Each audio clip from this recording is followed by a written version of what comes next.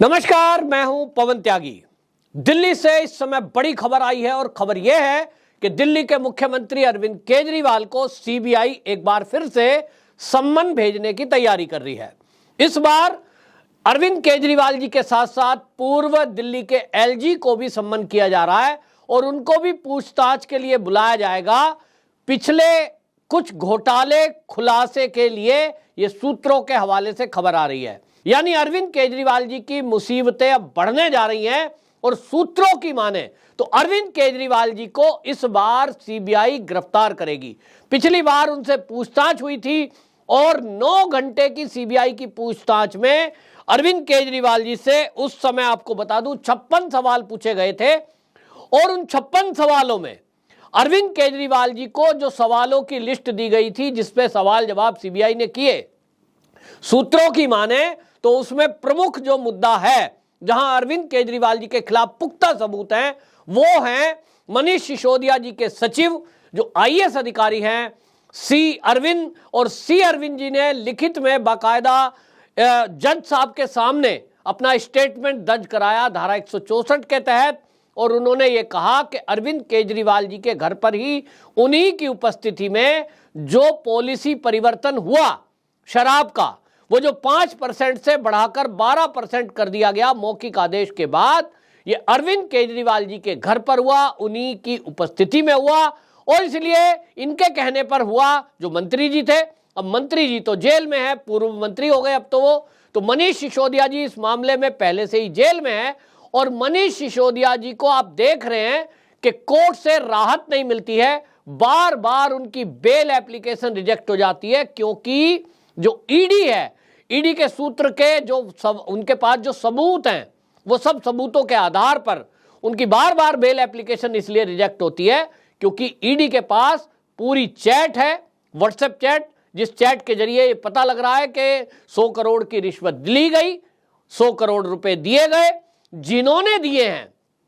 वो लिखित में ईडी को और सीबीआई को अपने बयान दे चुके हैं। उनके बयानों के आधार पर ये पैसा दिया और देने वालों में जो शराब व्यापारी हैं उन्होंने बाकायदा वो सबूत भी दिए हैं कि साहब हमने पैसे दिए। ऐसा नहीं है कि उन्होंने ईडी को कह दिया जी हमने तो 100 करोड़ दिए और वो दिए का सबूत नहीं है। उन्होंने वो सबूत दिए हैं, उसमें वो जो शराब व्यापारी हैं, किसी ने 20 करोड़ दिए, किसी ने 30 करोड़ दिए, वो उनसे भी सबूत मांगे गए और उनके बैंकों की ट्रांजैक्शन बाकायदा है जिसमें वो उस डेट में पैसा विड्रॉल करके लाए हैं। बाकायदा उन सबके प्रूफ ईडी के पास हैं। तब 100 करोड़ रुपया आया, सरकार के बिचौलिए को दिया गया और सरकार के बिचौलिए को दिया गया तो वो बिचौलिया सरकारी गवाह बन गया है और उसने कहा कि साहब मैंने तो ये पैसा जो ये मनीष सिसोदिया जी हैं, अरविंद केजरीवाल जी हैं, इनके कहने पर जहां इन्होंने कहा वहां पहुंचा दिया। अब सीबीआई ये जानना चाहती है कि वो पैसा गया कहां कहां। मनीष सिसोदिया जी से भी लगातार पूछताछ हुई और अरविंद केजरीवाल जी से 9 घंटे पूछताछ हुई। सूत्र ये कह रहे हैं कि ये भले ही मना करें लेकिन अब अगली बार ये तय माना जा रहा था कि अब दोनों कुछ कुछ अलग अलग बता रहे हैं। तो मनीष सिसोदिया जी कुछ कह रहे हैं, अरविंद केजरीवाल जी से जो 9 घंटे की पूछताछ हुई उनमें जो बयान उन्होंने दिए वो इस शराब नीति और पैसे के लेन देन और जो बिचौलिया था आम आदमी पार्टी की तरफ से, जो पार्टी का इनका कार्यकर्ता था, उसको लेकर जो बयान दिए हैं वो सब अलग अलग हैं और इसलिए इस बार सीबीआई दोनों को आमने सामने बिठाकर पूछताछ कर सकती है, ऐसा सूत्र कह रहे हैं।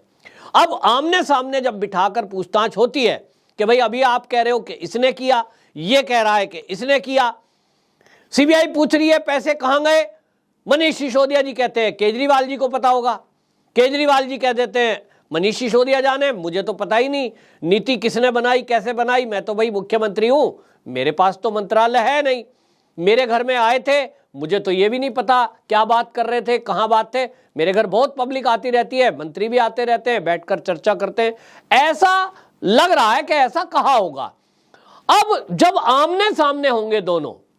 तो अब आमने सामने होंगे तो यह बताया जाएगा भैया एक आप में मुख्यमंत्री और एक आप में आबकारी मंत्री, अब दोनों तय करो किसके कहने से काम हुआ, किसने वो रिश्वत ली, पैसे कहां हैं, बताना पड़ेगा और नहीं बताएंगे तो अब इस मामले में जैसे कि ईडी की गिरफ्त में है, अब ये माना जा रहा है जैसे मनीष सिसोदिया जी के केस में हुआ कि पहले सीबीआई ने उनको गिरफ्तार किया, कुछ पूछताछ की, कोर्ट के सामने पेपर सबमिट किए, तो दोनों टीम मिलकर काम कर रही है और उसके बाद क्योंकि पैसे का मामला है वो फिर ईडी को सौंप दिया गया। और ईडी के जो कानून है वो बड़े सख्त है,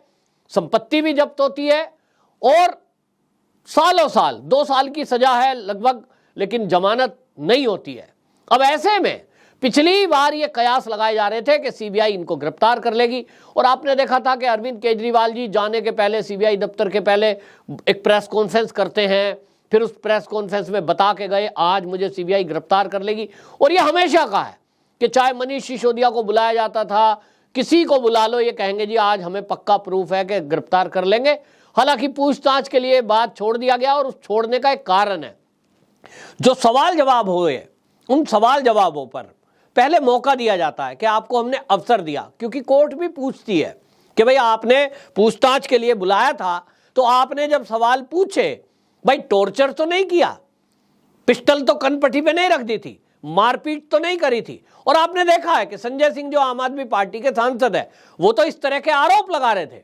वो कह रहे हैं कि साहब 200 लोग तो कोर्ट में चले गए, उसमें से कान का पर्दा फट गया, गैस चैम्बर बना रखा है। अब वो ईडी पर आरोप लगा रहे थे, लेकिन सीबीआई क्या कैसा व्यवहार करती है। अरविंद केजरीवाल जी ने बाहर आकर जब 9 घंटे की पूछताछ के बाद बाहर आए, मीडिया ने पूछा तो उन्होंने कहा सीबीआई ने मेरे से बहुत आदर से बात की है, मुझे बहुत सम्मानजनक तरीके से बातचीत की है और बड़े अच्छे अधिकारी हैं, उन्होंने तारीफ की। इसका मतलब जबरदस्ती तो नहीं है, अब अपनी मर्जी से बताएंगे और अपनी मर्जी से उनको बताना ही पड़ेगा, क्योंकि मामले में भाई मुख्यमंत्री भले ही कोई मंत्रालय ना हो, जिम्मेदारी तो है। और फिर ये मामला सारा जब मनीष सिसोदिया जी के सचिव ने बाकायदा ये कह दिया, ईडी को लिखित में दे दिया कि ये तो अरविंद केजरीवाल जी के घर पे बात हुई, तो अब अरविंद केजरीवाल जी का बचना इसीलिए मुश्किल है, क्योंकि आपके घर पे कोई चर्चा हो रही है और आपके 2 मंत्री हैं, क्योंकि ये मनीष सिसोदिया जी और सत्येंद्र जैन जी उस समय मंत्री थे तब ये आए हैं, तो ऐसा हो नहीं सकता कि मुख्यमंत्री के आवास पर 2 मंत्री आए हों, विशेष चर्चा करने आए हों, एक ऐसी नीति पर चर्चा करने आए हों जो शराब नीति बनाई जा रही है और जिसमें मंत्रियों की बातचीत हुई और उसमें फिर विजय नायर इन्वॉल्व है और विजय नायर इन्वॉल्व है, फिर उसके बाद फेस टाइम पर बातचीत हुई है। तो फेस टाइम पर बातचीत हुई, वो बातचीत सीबीआई और ईडी के पास है। ये सोच रहे थे कि फोन डिलीट कर देंगे, फोन तोड़ देंगे, फोन फेंक देंगे तो ये सब कुछ नहीं मिलेगा, लेकिन विजय नायर की जो बातचीत हुई है उसमें अरविंद केजरीवाल जी से जो बातचीत हुई है, उन्होंने समीर महेंद्रू जो शराब व्यापारी है, अरविंद केजरीवाल जी ने खुद ये कहा है फेस टाइम पर,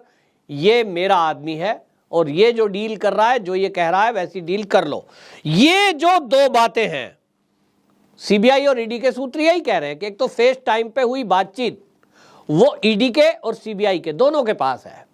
तो वो किसके बीच में हो रही है, विजय नायर और अरविंद केजरीवाल जी के बीच की बातचीत है,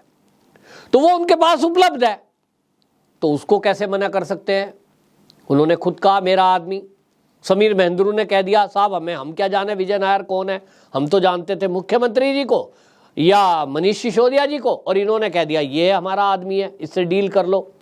तो ये ABC किसी को भी भेजते, हमने उससे डील कर ली, उसको पैसा दे दिया। अब ये पैसा कहां उस आदमी ने पहुंचाया तो वो बताएगा। अब वो विजय नायर कह रहा है मेरे पास तो है नहीं जी, मैंने जहां जहां दिया वो मैं बता देता हूं, वो सारे प्रूफ भी इकट्ठे कर लिए हैं। और इसलिए देने वाले को जब बता रहे हो कि ये मेरा आदमी है और वही आदमी कहीं पैसे पहुंचा रहा है, तो अब तो आपकी सीधी जिम्मेदारी हो गई। और इसीलिए सीबीआई के सूत्र कह रहे हैं कि इस बार तो गिरफ्तारी तय है, क्योंकि सवाल जवाब का आपको विचार करने का समय भी दे दिया, आपने उनमें कोई जैसा उत्तर दिया वो लिख लिया गया और वीडियोग्राफी भी हुई है, मना कर नहीं सकते, मारपीट होती नहीं है। सीबीआई का पूछने का तरीका कुछ और है और इसी तरह ईडी का भी पूछने का तरीका और है। और आपको भी बता दूं कि जो सीबीआई है इसका काम करने का तरीका यह है कि जैसे पुलिस है, कोई अपराध होता है तो पुलिस पहले पकड़ कर लाती है या थाने में बुलाती है और फिर उसके बाद पूछताछ करते हैं, अपराध कैसे हुआ,